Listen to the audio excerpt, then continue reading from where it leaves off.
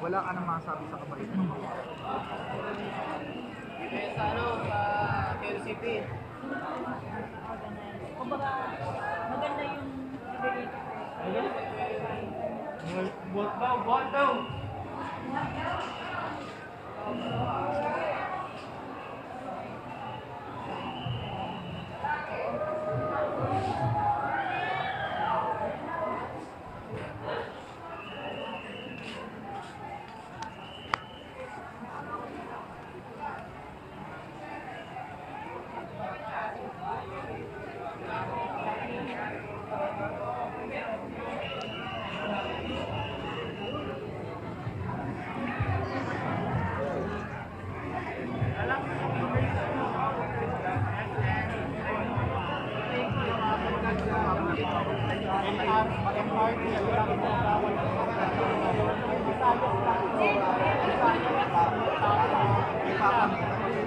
Kaya taxi mas mabilis.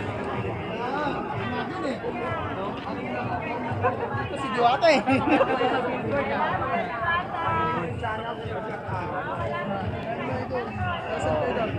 Malabon po. Malabon.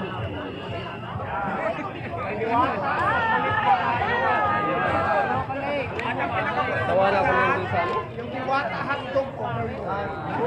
May hotdog din. Long yan. Put no. Yes, may mga flavors yan. May mga flavors yung mga hotdogs natin. Kaya nga overload nga.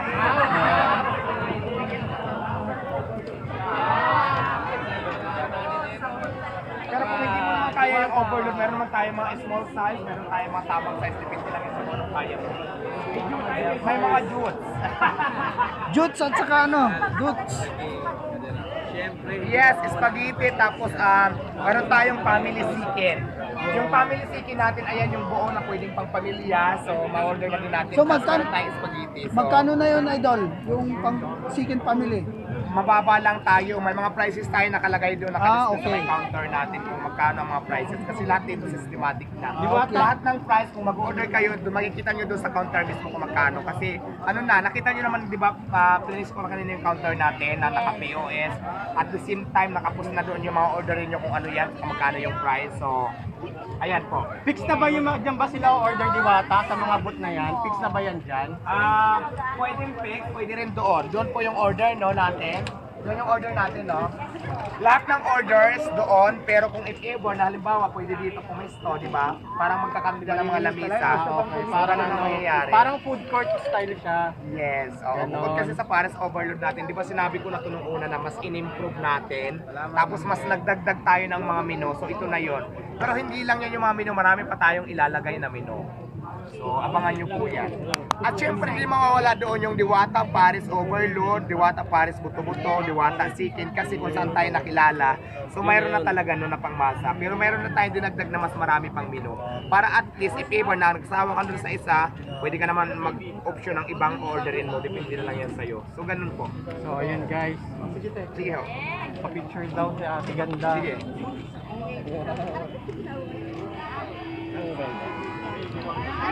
So may mga tanong pa ba kayo guys? May tanong kayo. Dyan. Ay Diwata, may darating bang special guest? Actually, marami tayong kausap na darating, kaya lang syempre, yung iba, baha daw sa kanila, pero hopefully na mayroon pa rin dumating. Kasi alam mo naman, di ba, sumabay pa yung bagyo, pero blessing yan. Sabi nga namin, rain or shine, tuloy. Kaya nandito tayo ngayon. At saka ngayong araw na ito, hindi pa naman tayo magtitinda. Ito pa lang yung soft opening natin na kung saan, pinakita ko pa lang yung Diwata Paris, saka pinakita ko yung mga bagong menu, at saka yung location natin, importante. So ang grand opening talaga natin ito is June 2. Linggo din siya. Magbilang kayo ng 1 week simula ngayon. June 2 starting na tayo. So yun daw guys, yun to daw yung starting ng ano. Ano daw ang tamang lugar dito, Diwata? Ano ang tamang lugar? Ang tamang lugar dito ay Morning Star Street, Sunville Subdivision, Quezon City. Malapit lang po sa Visayas.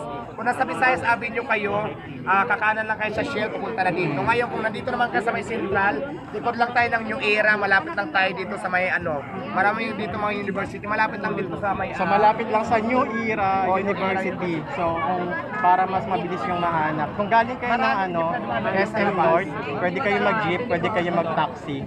Ganito, 24 hours talagang plano ko, pero syempre, didepende natin yan sa magiging flow ng tao. Kung mas maraming tao sa gabi, 24 hours pa rin tayo, di ba? So, depende yan sa location kung 24 hours din yung tao. Pero ang gusto talaga natin is 24 hours kung kaya at kung mayroon pa mga kumakain sa gabi. So, tingnan natin. Parang target natin 24 hours talaga. So yun yung tamang Diwata. So may mga tanong pa ba kayo guys? Mayroon po tayong CR, doon po banda. Ay Diwata, still hiring ka pa ba dito? Yeah, still hiring. Kaya lang mag-message lang kayo sa ICTPH. Sila po kasi nag-handle ng mga tao para sa mga aplikante. So, message kayo sa Facebook ICTPH. Doon po kayo mag-inquire kung hiring pa ba o hindi na. Kasi sila po yung may-handle ng mga ganyan. So, yun, Ay, hello, Ma'am Tintin. You're here. Okay, sige, go na tayo habang hindi pa